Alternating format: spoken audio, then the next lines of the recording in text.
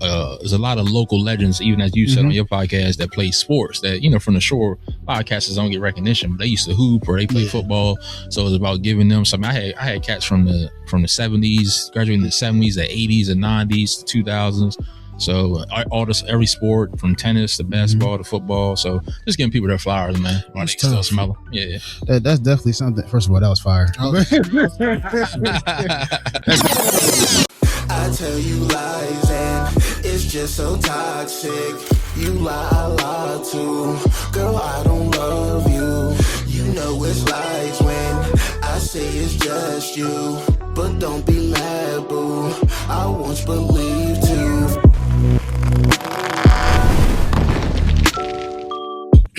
First, let me make this clear. It's DNS Soldier. This is Robby Too Fast, and thank you for tuning into the Two Sides of the Heart podcast. Today, we have a distinguished gentleman from Eastern Maryland.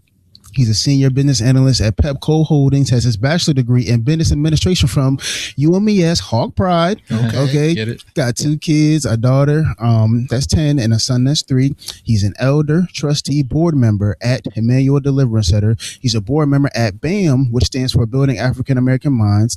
He's married, played 3 years of varsity basketball, class of 03.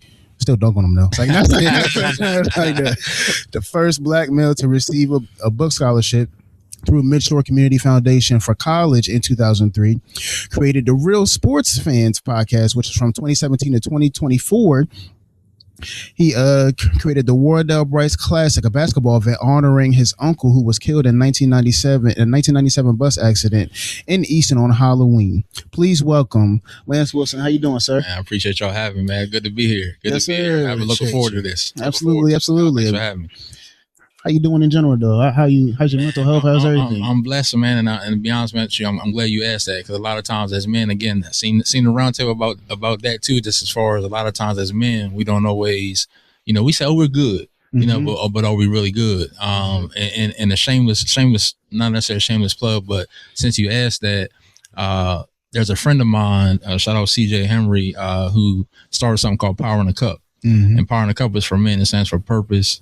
It stands for it's slipping me. Just organization, wisdom, evangelism, and reach. Outreach was the O. And what we do is we get together as men, and we ask each other those questions 1 through 5. How are you? You know what I mean? And DNS may be a 3, I may be a 2, you may be a 4. By the time we leave out of there, we want to make sure that we end up being a 5 or closest to it. So that's something that we do. So I really appreciate you asking me that. Ain't no problem. And that's powerful too. Cause like you said, like I've said it probably a billion times on the podcast. It just became recently that we both able to share it with each other. You know what I mean? And we've been friends for, I think, almost a decade now. You know what I mean? Yeah. So it just takes time. It does. It does. That's facts. Yes. Hey, it's been that long, bro? Decade, right? I said it'll be 11 years in September. That was good, man. Yeah, that's the best month anyway, All right, so to start it off, man, who is Lance Wilson? Who is Lance Wilson, man? Lance Wilson is just a ordinary guy that just is trying to take it one day at a time. I'm a child of God. I'm a husband, a father, a son, an uncle, a godfather, a friend, a leader. And like I said, I'm just pretty laid back, man. I'm just someone just like, you guys, man, just trying to figure it out, one day at a time, just trying to, follow the steps that God has me to follow, and just try to be obedient, to what he asked me to do, man. So, again, I appreciate this platform. Absolutely. Appreciate you. Has it always, have you always followed his plan, and have you always had that aspect? Shut up on that. Good grief. No, sir. Nah, I think that, and that's, I think, sometimes a misconception. And I was actually posting a little bit about today as far as some people not wanting to go to church, because the church has become kind of judgmental, because we think people are supposed to be perfect, when God never said you're supposed to be perfect. He said that you're supposed to be fruitful in the sense of not talking about creating babies, but fruitful in the sense of, what's on your leaf, what's on your tree, what kind of leaves are on your tree. And I always say the church is like a hospital. I recently had to take my daughter to the hospital. She had a a wound on their leg, anyone that goes to the hospital is going there with an issue. Is going there with something. So when you come into the church, it's supposed to be the same way. I'm not supposed to come to the church if I'm perfect. Well, if I'm depressed, I should be able to come to the church. If I just knock somebody out 2 hours before, I should be able to come to the church. Like whatever I'm going through, but that hasn't always been the case. So to answer your question, I definitely have not always done it God's way. It's a daily, every day you got to get up, repent and ask God to, order your steps each and every day. So no, definitely not. It's been a fight. It's been a fight. Yeah. What was that turning point for you, going from not like wanting to do it your own way to then doing it God's way? Man, that's a great question. I would probably have to say my kids. I think becoming a father changed me for the best, and especially when my son came. And your daughter kind of is someone that'll melt in your arms, and the son, when you start getting the son, it's like, okay, he's gonna be a representation of me, so I got to make sure that I'm doing everything to the best of my ability, trying to dot every I, cross every T. Again, we're not gonna be perfect, but I think for me then, and that's probably when I started doing the podcast. I know we talked a little bit before we started, because I knew that a lot of attention more is gonna be towards him and towards my daughter, as far as she swims and plays a little ball, and then obviously he's just 3, but he's active, and then my wife, she's doing a lot of my podcast editing, so just with the timing and all that. But I'll probably say my kids, but definitely the last 3 years with my son, for sure. Yeah. So what are some of the daily struggles, what are some of the daily struggles you have with following God's plan, or what He has for you? Or even just the relationship you got with him. I think, and I'm glad you said relationship, because I think that so many times people talk about religion, and I'm all about relationship. I think you should, because there's a lot of religious people in church that, quite frankly, are going to hell. You know what I mean? Because they go to church every Sunday, but you walk by right now, they won't even speak to you. They meaner than some of the ones that don't go to church, but yet you think you know what I'm saying. So I think daily is being obedient to His voice. I think the last maybe even probably year, I really been trying to intentional on what He asked me to do, whether it's and I don't even mean on the pulpit. Like I ain't even somebody to worry about being on the pulpit. I just mean if I come to Robby right now and say, Robby, God told me to tell you this, I got to make sure I tell you. You know what I mean? So I mean following through like that, not leaving out and it not happening. And then just this, just general temptation, all the time. Obviously, it's always, women, it's always things, it's always especially, social media. It's always a lot, I try to monitor that now as much, because that can try to seep into you. And something you said earlier, Robby, this made me think too, not to jump ahead, but when you're talking about following God and kind of what pushed you forward, also losing one of my best friends, a couple years ago, 3 years ago, it'd be 3 years coming up. Mike Blake actually got a shirt on underneath for this, one of carrying with me.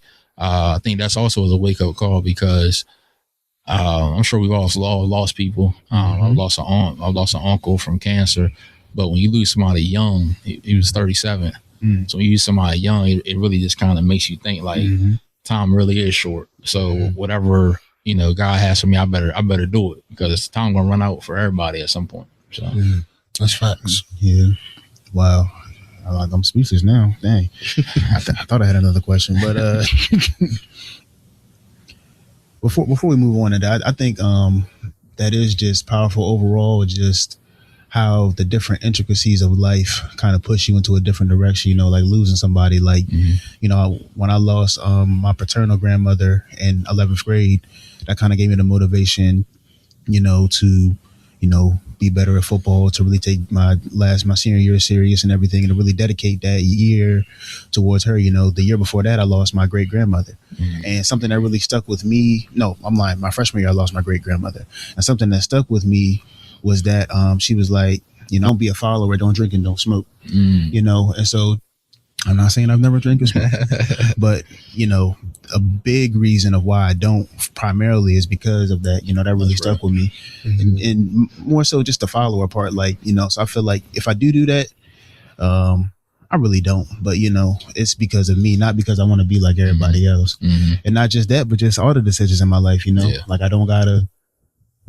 whatever else I do. I don't gotta get these shoes. I don't gotta go to this job. Like I really wanted to forge my own path and different things of that nature. But yeah. And then also, not to be long-winded, but kind of something you were saying, like how these deaths in your life kind of pushed you to be better. And people always say, like, why did they have to die? Why this, why that? And in the short term, it's like, dang, it sucks. Maybe even in the long term, but you know, I'm a firm believer of that. You know, everything happens for a reason. You know, I agree with you. So you know, those as sour as those moments are, it does make us better. You know what I mean? If we're able to get through the initial grief of it. Yeah. I felt that. Yeah, you said it, man. I ain't even gonna come behind it. You said it because it's a tough pill to swallow at times. But like you said, you know, their purpose was filled. You know what I mean? Like just with Mike,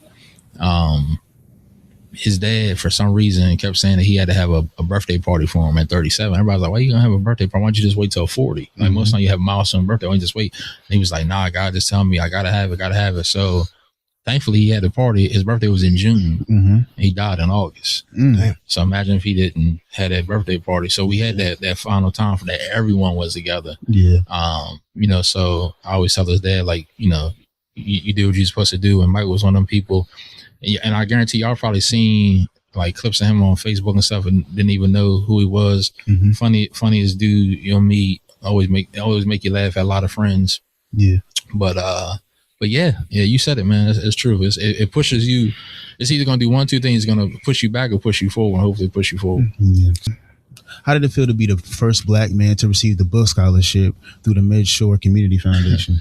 So the funny thing with that is, I think when you're younger, you know, you don't really realize what you're doing. Like, my mom had always told me, you know, go to college. You know what I mean? So that was always a plan. Like, I never looked at it like, you know, I'm so special or, you know, it's supposed to be anything but that. So try to make a long story short, to get this book scholarship, it was through Mid Shore, but there were two individuals that are actually ended up creating BAM, Building African American Minds. Shout out Derek Daly, Dina Daly.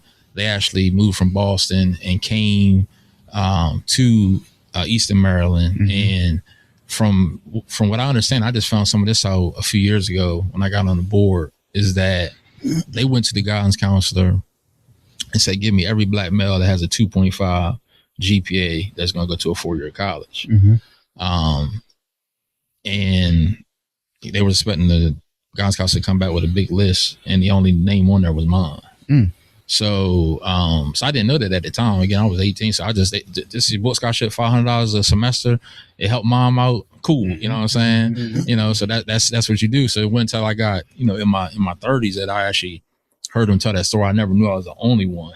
Because I know, you know, I got a couple friends that graduated with me, and you know, some of them you know, either didn't go to school or may have went to a 2-year for a while or whatever, but good dudes. But I never knew that. So I guess as far as how I feel, I never looked at it like anything special, to be honest, until like recently the stories told. And from that book scholarship each year, I think they skipped 04, but then 05 going forward, they have given a African American male a book scholarship every year since then. And full circle moment, again, I don't want to skip ahead, but with the Wardell Brice tournament that I did for 3 years, I was able to take that money that we received and then help put that towards that same book scholarship. So that's pretty cool. That was kind of like a full circle moment for me. So that's pretty cool. And you know, it's crazy now I'm thinking about it.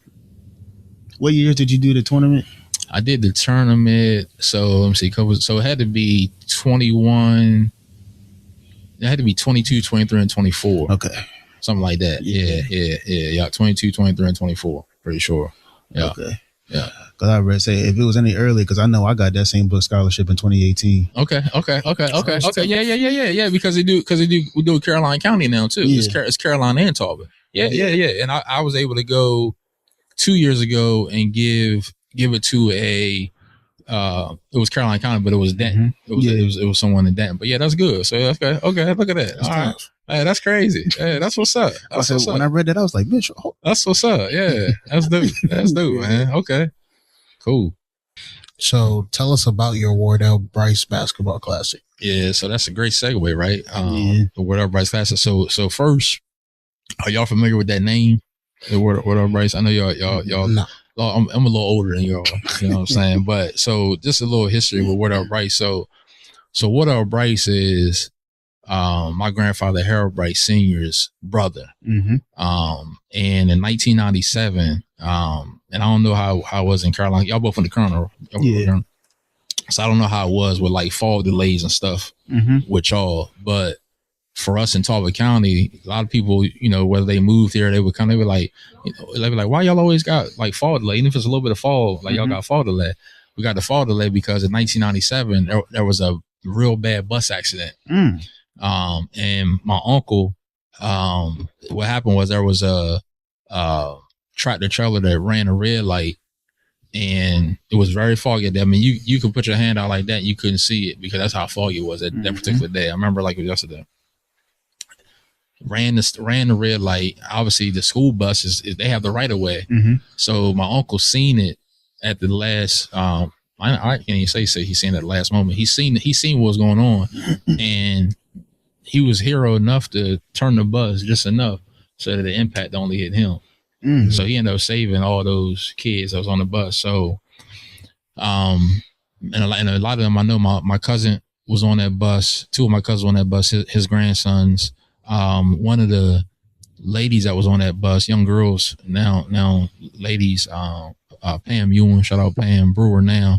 When we did the Wardell Brice Classic, the first year she came and she was a part of it. She donated and, you know, we shot her out because she's one of those little girls that was on that bus at that time. We were 11, 12 years old. That, you know, if you don't do that, you know, she might not be here right now. So as far as starting it, I just wanted to do something to honor him because it ended up being 25 years. So that's why I said it had to be 2022. Yeah. So it'd been 25 years. So me and my wife was talking like, you know, how can we do something to honor him? So me and her put our minds together. She's a fundraiser, so she used to ask people for money. I'm not, you know what I'm saying? So we talked to some local businesses and man, people donated, you know, out the woodwork. Shout out to Teray. Every year Teray did the jerseys. All 3 years they got better and better and better every year. First year we even had a Caroline County team as well. And then what we did was the first year we honored my uncle and we honored we honored my uncle and we honored another fallen hero from Easton, Corey Brooks, as well. He passed away as a teenager. So we honor both of them and gave something to their families. And I'm proud that we did that just because my Uncle Wardell's daughter ended up passing just last year. So again, we just talk about doing things, being obedient, doing things when you're supposed to do them, because a lot of times we put stuff off for tomorrow and then something happens and then you're like, I wish I did that. So that was the first year. Second year, we ended up honoring Mike, who we talked about, and my friend Preston. They both had passed. And then the last year we wanted to honor some people that, and Mike played in the first year too, which getting him to play ball because he hadn't played in so long was dope. But then last year we wanted to honor some people that's still living. So we were able to honor Dondre Phoenix, entrepreneur, a legend from Easton, and then Officer Coleman as well, a legend. Easton used to do the DARE program, stuff like that. So yeah, we had good games every year. Had teams from Salisbury. We had local teams. We had we formed it from my old AAU team, Eastern Shore Athletic Organization. Put it together, man. It was a great thing. We did it for 3 years at the Eastern High School. It was great. Why don't you do it anymore?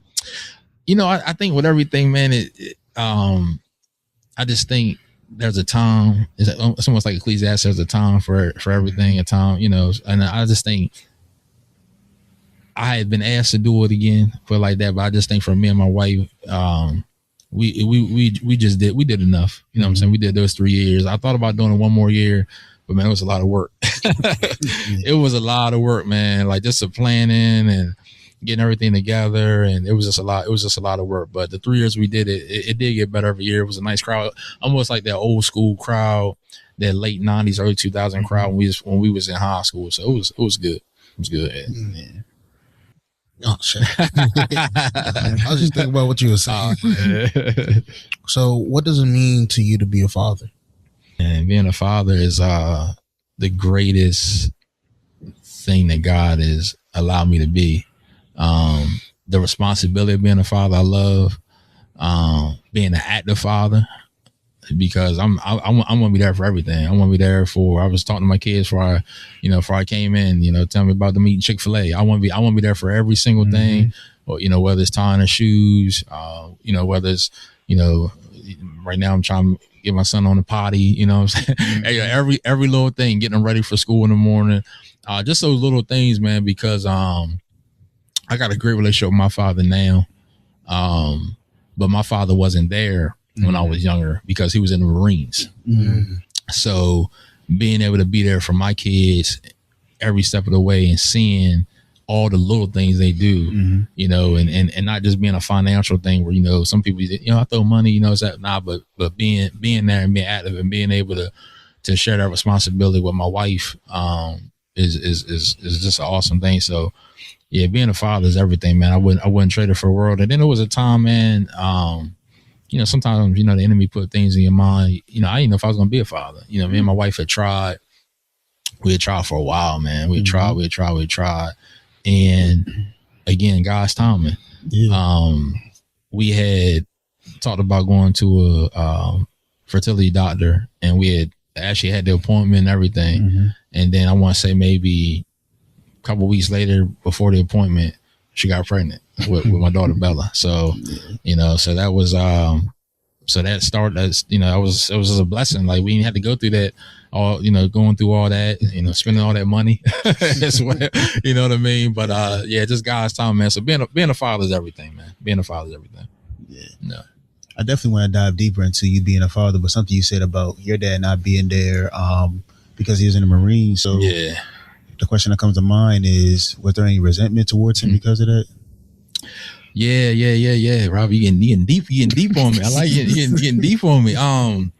Yeah, it was, man, to be quite honest with you. And again, man, I appreciate this. I never, had a chance to really express this. I've expressed it to him and we've talked. Yeah.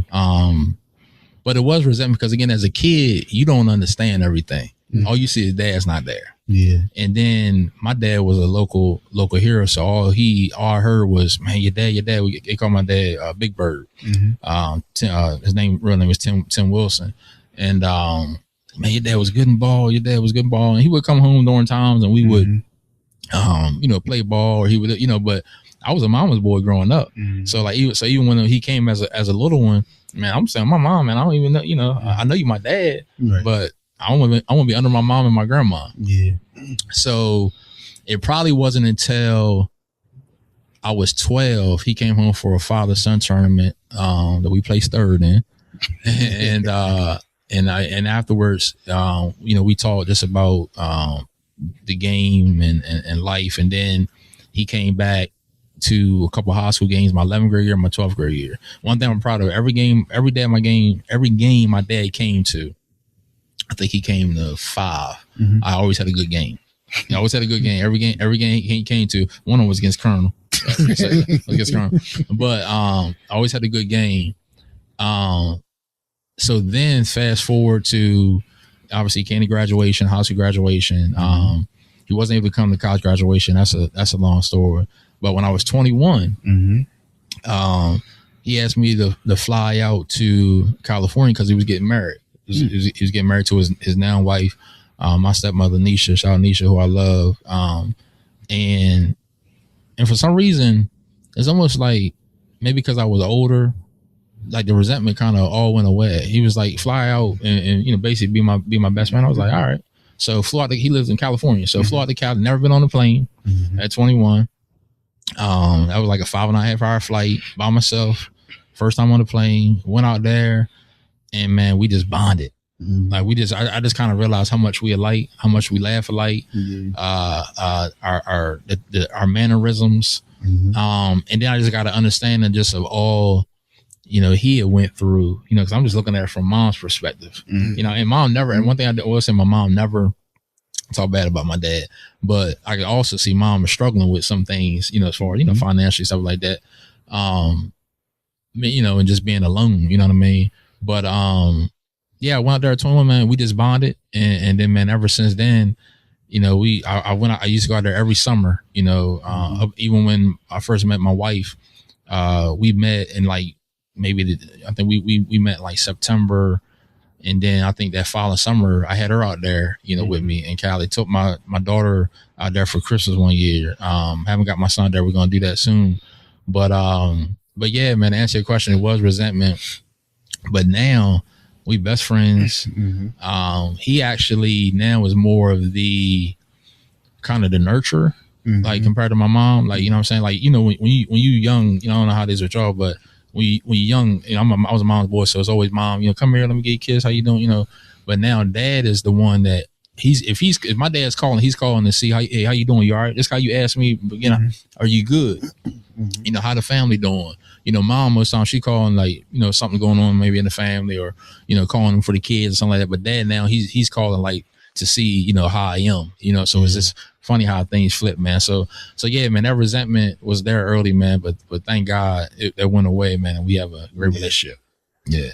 So you got it. So like that resentment, how did that affect like you personally? I think looking back, I acted out a lot as a child. I had one story that I remember slightly, like 5 or 6. Didn't want to go to school. Like I said, I was spoiled because I was always under my grandma, my mom. They tried to get me into school. They tried to lie, say the custodian is a cop, and I got hurt from going to the school, this and third. Long story short, I remember getting in there. I was so angry, and I'm probably only 6'7". I don't even know, 5, 6. Pulled the principal hair, called the principal a B. Dang. All this at that age, yeah. And now me and the principal is great. Like that's for us, we great. She, you know what I mean. My mom just seen her not too long ago. But to answer DNS question, definitely acted out a lot, and it probably wasn't. I probably didn't really mature. Basketball helped with that. I probably would say until like 13, 14. So from like 5 or 6 to like 13, 14, you know, it was a lot of acting out. And a lot of people now don't know, like even my mother-in-law, she's like, I can't believe Lance was like that, you know, and now they see some of my son like this as far as, you know, him not necessarily acting out, but just his energy, you know what I mean, and stuff like that. But yeah, man, great question, man. It definitely affected me. Looking back at it, did. Yeah.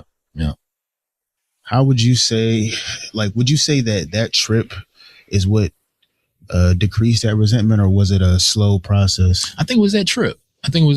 And sometimes thinking back, I'd be like, why was I so quick to say yeah? You know what I mean? Because I didn't even hesitate. He was like, you want to come to Cali? I'm getting married. I was just like, all right. It was quick. So I don't even know, like maybe because he started coming to some high school games and stuff like that. Maybe some of that started to go away. I'm kind of thinking about that now. But yeah, that trip was so great, man. Like just going to California. And he lived in Los Angeles, Inglewood. You know what I mean? So just being out in Cali is just different, man. It's a different world, man. And then you know, now he says he's in West Hills, California, man. And so yeah, it was just a trip, man. I think being out there, just being able to talk man to man, because I'm a man at that point, 21. You know what I mean? I'm not a boy, so you know we talk, and then I didn't say, but I got 2 younger brothers, so they were on that trip as well. From his first marriage when they lived in Atlanta, and I've got two younger sisters as well. So, but my brothers was the ones that was on that trip. So yeah, man. But yeah, it was that trip. I don't know why, but it was that trip. Yeah. So do you feel like that was more of like, you know, like an urge to be with him, like that yearning for him, and then when he like kind of called, it was like, this is what you've been looking for?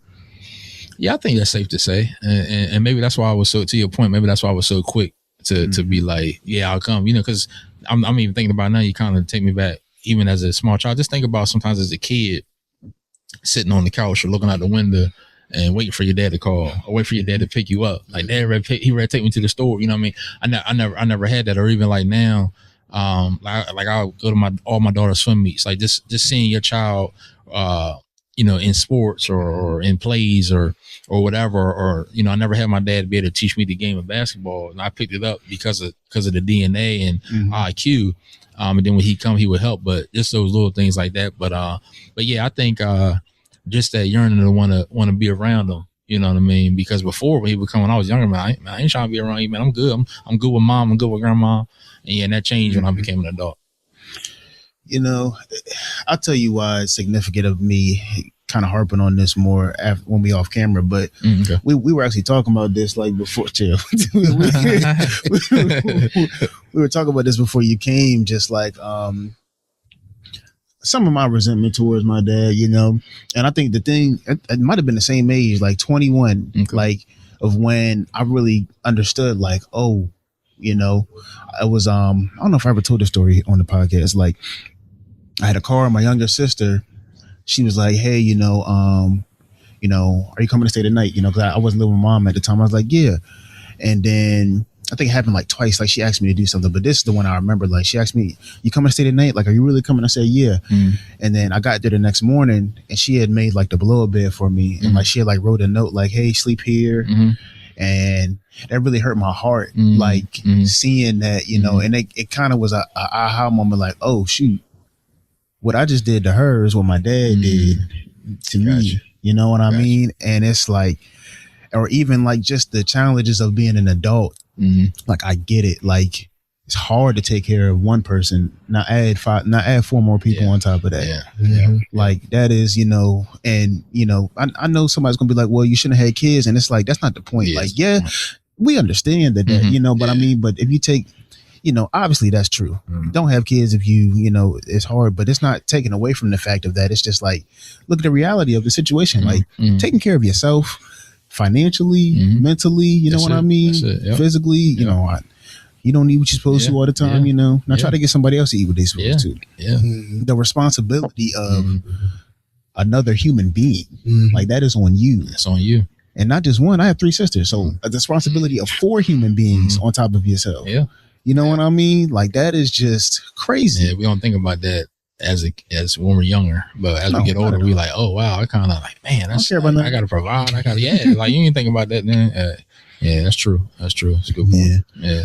But I just definitely, and it's so crazy. Like, you talk about that now, like, everything happens for a reason. Like, you speaking on that, like, it's like, okay, like, you know, we get it. And so I guess my next question would be then, like, what would you say to somebody that has that resentment towards their parents because they weren't there that the way they wanted them to be or needed them, honestly?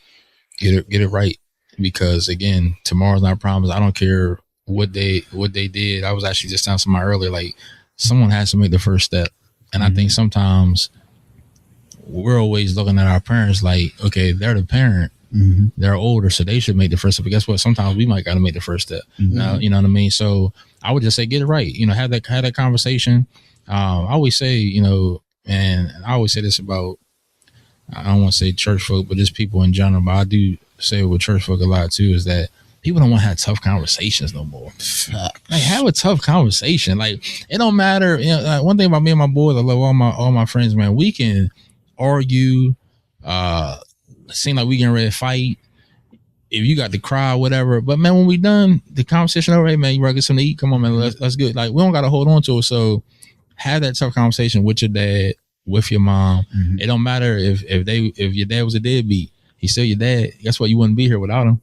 You know what I mean? It don't matter if your mom left or wasn't around or didn't do this. Yeah, she's still your mom. She birthed you. So you just gotta let it go. You know, just gotta let it go. Yeah. You know what that? Did Keisha Cole say that? Was that? I think she said that back in the day. Let it go. I think she had a song. Let it go. Just gotta let it go, man. Let it go. I know it's tough. You gotta let it go. Let it go.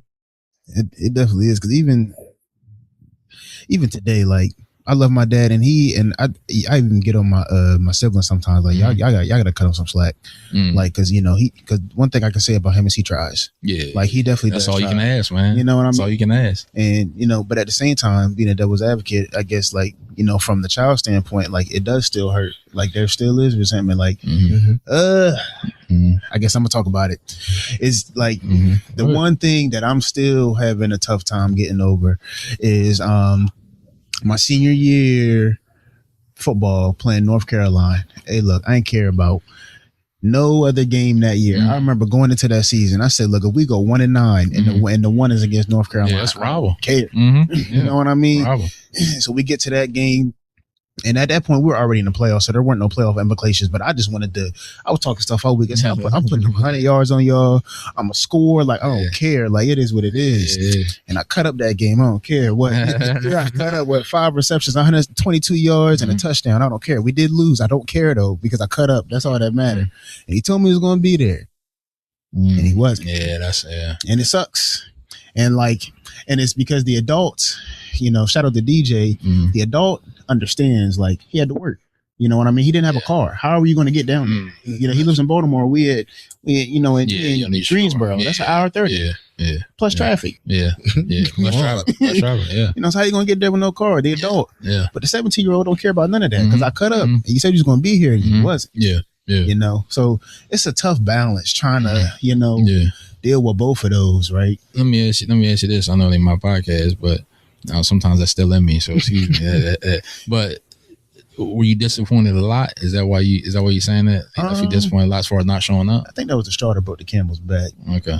And I think what made it worse was the next game, the playoff game, first play of the game, I had a high ankle sprain on the kick return, so I didn't even play that game. And he showed up at halftime, but I was already. Oh, okay. The coach already told me to take my stuff off. Okay. So, like. Yeah. You're not going back in. You're not going back in, so that's it. For real. And he showed it, and I was like, at that time, it's like, why are you even here? Like, I'm not even playing. So I think that compounded on top of each other. I asked because, everybody always go to that, the episode of Fresh Prince when Will was waiting, he said, Daddy, come on, let's go. We're going to take this ride. And, he got this thing for his dad, and his dad ended up, leaving out, not telling them, and then Uncle Phil got to tell them. So, that's why I asked, was it a lot of, a lot of disappointment, man? But even with that, and even with, with your siblings, I'm sure y'all had them conversation, man. Like, when I say let it go, obviously it's not going to be a one day thing. Like, you let it go, you got to have those conversations, those tough conversations. And I think as they get older, not what your siblings is, but as they get older, just as you understand more, I'm sure they will. Yeah, it definitely is a process. And kind of ended off. It's just like, like, it's going to take time. And we've had conversations, and there'll probably be more conversations. And, as I have kids, I do want them to have their grandfather, because I know he's going to be an awesome grandfather. So, it's just for the people out there that,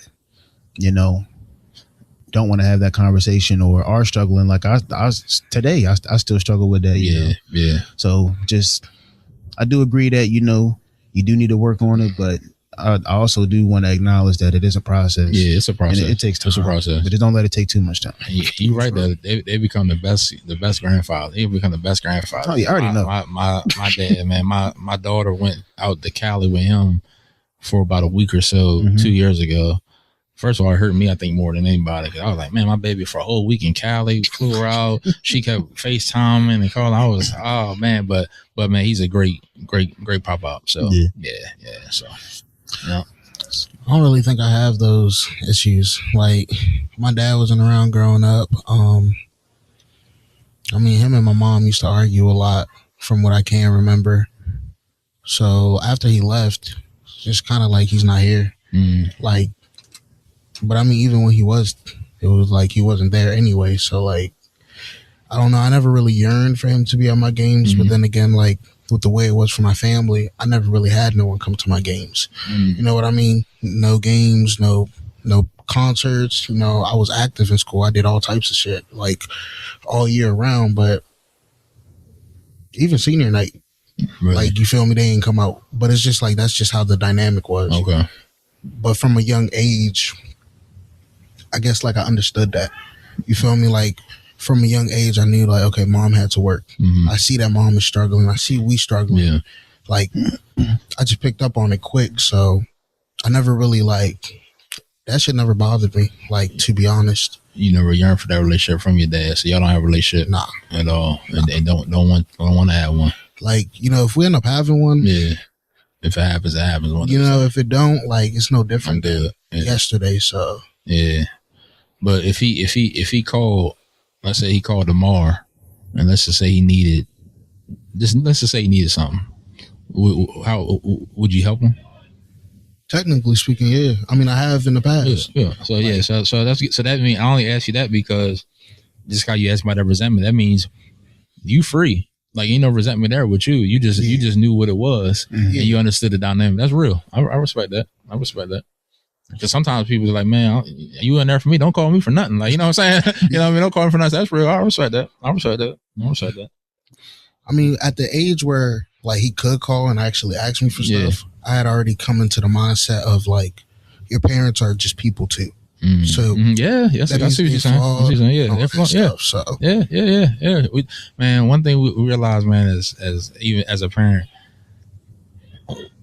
they were trying to figure it out, just like we trying to figure it out. Damn right. Like, and I've been thinking about my mom, and my mom had me at 16, bro. I couldn't imagine having a child at 16, like, because I had my first child at 30. And I still had a lot of, and all my friends always say I'm mature for my age, and I was always kind of like the one of the leaders of our group. That's what they call me. But man, I had a lot of stuff with me still. You know what I'm saying? But I couldn't imagine even financially, like I was nowhere near in a place to do that. So they were trying to figure it out, just like we trying to figure it out. So. We think our parents are superheroes. Yeah. I remember the first time I saw my mom cry, that joint threw me. Man, don't it, man? Yeah. At first, like, yeah. Like, Mom, what's going on? Yeah. Through, like, and she was driving. I was like, damn, we going to die? Hey, man. How did you become associated with BAM? So, a little bit associated, had to do with the scholarship, obviously. And I think they give me way too much credit for kind of starting things off, because they always kind of say, well, being that I got the scholarship, went to a 4-year school, came back to the area, got married, all this, you know, that formula was there. But to me, I don't even look at it like that. I just did what I thought I was supposed to do. Like, it's, you know, so what happened was in 2020, I guess it was 2019, they opened the BAM Athletic Center. And I was at that ribbon cutting, and during that time they talked about wanting me to join the board. So COVID happened, so that kind of postponed things. So then later in 2020, I ended up joining the board and becoming a little bit more hands-on. We also started a summer basketball league, which is very popular, the BAM Summer League. All the counties are involved. It's not just Talbot. We got a lot of Caroline kids, a lot of Dorchester kids, Queen Anne's. So yeah, really, man, when they asked me to be on the board, and then it's crazy because I'm on the board. My daughter goes to BAM after school. She's also a part of it's kind of like their I guess you can call it like their sister partner, Polaris Village Academy. I don't know if y'all heard about that, but we call it PBA. It's a school. It's a charter school. They're now at the BAM Academic Center. That's right by the athletic center. Yeah. And then my wife, she does a lot of she was doing a lot of marketing for BAM and things of that nature. A lot of marketing, and also, like I said, she's a consultant, so a lot of consulting for BAM. So it kind of ended up being like a family thing. So now I've, tried to help, recruit some people, whether it be coaches in the league, whether it be board members, stuff like that. But it pretty much, that seed was planted, I guess, at 18 when I didn't even realize it. And then I guess, just kept watering that seed. And then, a few years back, just kind of kickstarted it from there, man. Just trying to get back as best I can. So. How impactful do you feel like BAM is to the community? I think BAM is very, very impactful. But I always think more can be done. That's just my personal opinion. And what I mean by that is we do a lot. They do a lot for the kids. You know, they take kids. They started just with boys. I guess I should say that first. They started just with boys, and then my daughter's class was actually the second class, so they let her go with. She's in 4th grade, so really they got 5th grade girls now. So that they've been there like the last 4 years. So they do a lot of after school stuff for the kids, for the community. They give food away. Yeah. They have a band fest. I don't know if you ever been to that in May. They have a band fest. I have to send y'all a mess when that is. So they do a lot of giveaways and stuff like that. Yeah. With the academic center, athletic center now, they do stuff for Chesapeake College. They did a DJ shop, welding. They do a lot of stuff for the high school kids. But I still think there's another layer to tap into when it really comes to our age box. You know what I'm saying? You know, and our age box and the African American age box is us. You know, I think you know, sometimes we kind of how do I want to say this? We kind of forget where some of the great ideas can come from as far as us. You know what I mean? Sometimes I think we might look too much at the other race for not saying you can't have an opinion, but almost for a pat on the back. You know what I'm saying? Instead of first it being what do we want? Like what does the community, you know, really need or really want? You know what I mean? So I think again they're doing an awesome job. They got a lot of partners, they're doing an awesome job. But I'm always say, and not just with this, but even, you know, if you ask me about my church, I love my church. I'm always, even me, you asking me, I'm always say it's always more to do. Yeah. Now, can we do it all the time? I don't know, but I'm just gonna always say there's always gonna be more to do. So I'm just thinking about that last thing you said about, like, you know, wanting that pat on the back. I kind of go back and forth between that, because like I feel like, you know, I'm just call it how it is. Yeah, call it. I definitely think white people, you know, when it comes to it, like they can be an asset. Yeah. And, you know, especially in business or just in anything, like it's inevitable. Like but I do also agree, like you don't need, especially in this day and age, like you don't need, you know, it's not a necessity anymore. Right. It's also like, and then something that we talked about, like being here in Baltimore, it's like, you know, gatekeeping or holding stuff, you know, the people in our community not holding back, you know, like fortunate of having a Lance Wilson or a Devin Beck or a Buff or a Taway Warner, be willing to give this information to the people that are willing to receive it as well too, because are people willing to receive it to get ahead or that's facts. You know, because that's another thing, people, they don't want to do what it takes to get to a position where it's like, all right, I want to have more money, but I don't really want to listen to you with money or how to get money. I'm gonna find my own way, trying to reinvent the wheel. I used to be that type of person trying to reinvent the wheel, but it's like, why reinvent the wheel? It's already it's already the way I do it. Yeah, we already start. Do it the same way that you can show. Yeah, and it's one of those things where, you know, don't get me wrong, one of BAM's biggest supporters and biggest donors. So I love, shout out to Bill Ron. Loves the kids. He just doesn't give financially, but he knows the kids. You know what I mean? So I'm not even talking about. I just want to be clear how it's cut, because I'm not I don't back down easily when it comes to, oh man, what do you mean by this? So I'm gonna make it clear on here. So I'm not talking about that, but I mean, to your point, we already started this thing. The things, the ship's already moving. So when the ship's moving, you have more and more people that want to jump on. Oh yeah, man, we can partner with them because man, look what they doing. But if you got let's say a 30-year-old black man, and let's just say a 50-year-old white man, right? I say white woman because I'm talking about 50-year-old white woman, 30-year-old black woman. A lot of times we don't listen to the 30-year-old black woman. We're gonna listen to the 50-year-old white woman. Why? Because she's older, or because we think she has a certain experience. You know what I'm saying? That's why, again, I shout out my wife, man, because, man, at an early age, she got a lot of knowledge that she shares, and sometimes she shares knowledge that she says she shared knowledge, and I'm just talking in general, whether it be BAM or whatever. And sometimes it won't come back around until someone else said it. You know what I'm saying? And like, man, I think she had that idea, already. You know what I mean? But now that they said it, I think or I'm gonna go see about this consult. You know what I mean? So, it's interesting, man. It's it's a lot of things are very political when it comes to even nonprofits.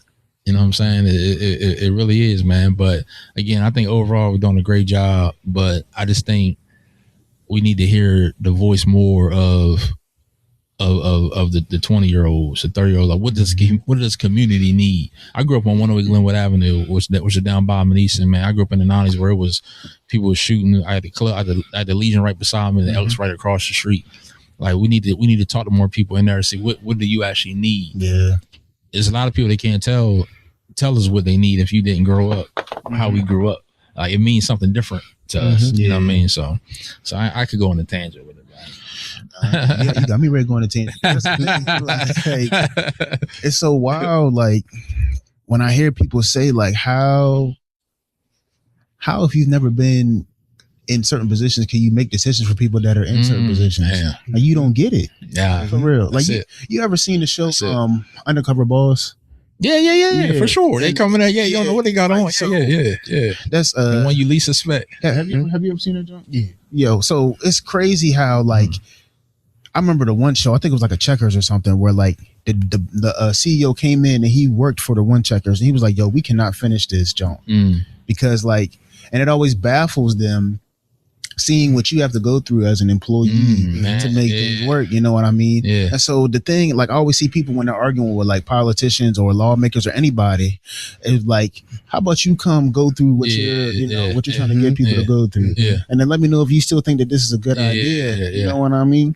Like, even us, like, as the CEO of this, like, I'm creating rules and regulations for how we want this to go. Well, first of all, am I able to accomplish what I'm trying to get somebody else to do in this way? Or am I just going to send them out to the wolves and to figure it out? Right, you know what I mean? right. I want to be able to make sure, like, hey, look, like, can we? You know what I mean? Can we do all these things that I'm asking you to do? Can I set this mic up and know that it needs to be here and not here? You know what I mean? Like, can I do the PowerPoint? All those other type things.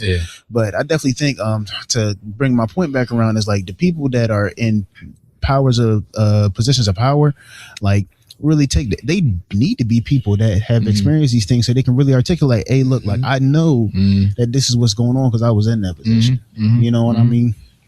Yeah, that's real, man. That's you said it. I ain't gonna come on. You said it. Drop the mic. You said it. Yep. So, how has having God in your life affected your marriage? How has having God in my life affected the marriage? Obviously for the better. I think you gotta have God in your marriage. If you don't, it's not gonna work. It's not gonna work. When two become one, you have to, and more and more, me and my wife will be celebrating. We actually were just talking yesterday about next year, 27, be 15 years. Wow. So we're trying to do a vow renewal and trying to go somewhere. And I always tell, I think somebody told me, there's two things somebody told me. One, I'll never forget, my stepmom said that before we got married, that you have to fall in love with your mate every day. Fall in love every day. You love them, but you gotta fall in love every day. So I always try to take that. And they'll always do that. No, like, I didn't know what that meant. Like, early on. Then another thing I heard, if you make it through that first, I don't know why, like, the first like 5 years always seem to be the toughest. I used to hear that. Yeah. And it is. I just think you don't know anything. Like, you know what I'm saying? You just you're young. I mean, I was 27, so I wasn't early 20s or anything like that. But it was still a lot of growing pains. But having God in the center is really different because I got saved before my wife got saved. So sometimes you talk about that, unequally yoked, and you hear stuff like that. But even though I got saved before her, I would say that at times she had a strong relationship with God than I did, even though I was the saved one. So then you feel like, oh, how can she have a strong relationship? But because she was more dependent on God than I was. Sometimes as a man, I'm waking up, I'm doing what I want to do. I'm getting no, and I ain't saying do what I want to do as far as anything bad. I'm just saying as men, we get up. What do I want to do today? What do we ask? Say, God, what should I do today? You know what I'm saying? So I think at times, I lost sight of that. So that's why I said now, like, I'm very intentional on what God wants me to do. I started the morning manna for my church every Monday morning at 6. Just because prayer is needed, in the morning. Me and my wife, we didn't even used to pray together. I used to, now I'm the man, I'm praying, but I'm not praying with my wife. How crazy is that? But I didn't think about that at the time. You just go on, you pray, I pray. Yeah. It's almost like you eat, I eat. No, we eat together. We pray together. You know what I'm saying? So what was that? Was that movie? Family that prays together, stays together, something like that. But yeah, having God has to be the center. And to answer your question, God has to be the center of everything. So I have two questions based off that. Do you feel like if you don't start a relationship with God at the foundation, how hard would you say it is to bring him in or allow him in rather? So I think you got to have that conversation from the beginning about, and I'm glad you said that, Rob, because I just came to me as you said that when me and my wife first met, I was brought up in the church. She wasn't. So I told her, look, we got church Friday night, Sundays, like it's sometimes, I'm gonna be in church. And she wasn't used to that. So I think you got to have that conversation. But again, at the same time, I'm talking about church and not God. A lot of this I was talking about was church. But was I really following God's plan with everything that I was doing? Yeah. You know what I mean? So I think that to answer your question, you gotta have that conversation early on, and I think that's what any of the marriage. You gotta have the financial conversation. You gotta have the ambition conversation. You gotta have the kid conversation. You gotta have all of that. But you especially gotta have that conversation about God. You gotta have God in it. It's easier if you have it from the beginning, than trying to get it in the middle. It's a lot tougher that way. I think that's something that I've kind of made clear on this podcast, like. That whoever I'm in a relationship with going forward or married, like, not only do you need to believe in God, but you need to have your own relationship with God. That's it, bro. Because you can't love him for me. You can't love him for your parents. Like, you got to love him for yourself. You got to have your own, like you said, the big word is relationship. That's right. Like, you need to know him. Y'all need to go on walks together. Like, y'all need to talk, what I mean, outside of me, So I think that's a big thing. And then I'm pretty sure I forgot my second point, but it's okay. Well, maybe let me help you, because what you just said is so true, and also my relationship with God don't gotta look like your relationship with God. That's sometimes what people get. I don't gotta be jumping up and down and running around the church. I could be sitting there and have the best relationship with God. Yeah, that's my relationship. Yeah, just like y'all got a relationship. You say y'all been knowing each other for a decade. No one can get in between y'all relationship because y'all know each other. Someone can't go tell DNS about you because he already know. Oh man, I know him. But that's what we do. That's why people try to get in with God. Like, God knows everything. He sees all know. You can't come tell me nothing about what God told me. You know what I mean? So, that just came to me as you said that. Yeah, I think that's important too. But a question I was going to ask is that first 5 years, like, how did y'all get through that to get to 15? 14 this year, 15 next year. To get to that, that's definitely the goal.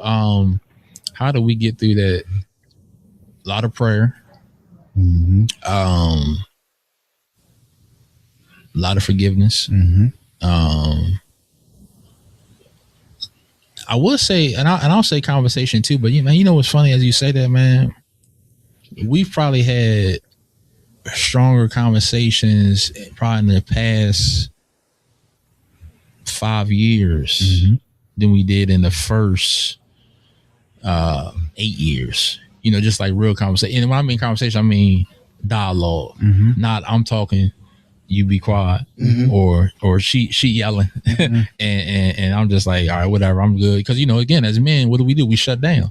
We don't want. Sometimes we shut down, like, because if I say something, I may not say it in the way that it should be said. So sometimes we'll just shut down. So I'll throw this out there. 'Cause I don't mind saying that. So she had been trying to get me to go to therapy for years. Right. I was like, man, I don't need no therapy. You know, man, I don't need no therapy. You know, we stick our chest out, man. I'm good because our mindset, again, coming up in the church, I'll talk about me. God to take care of it. What we need to talk to a therapist for? You know what I mean? I got God. But no, God puts these people in positions.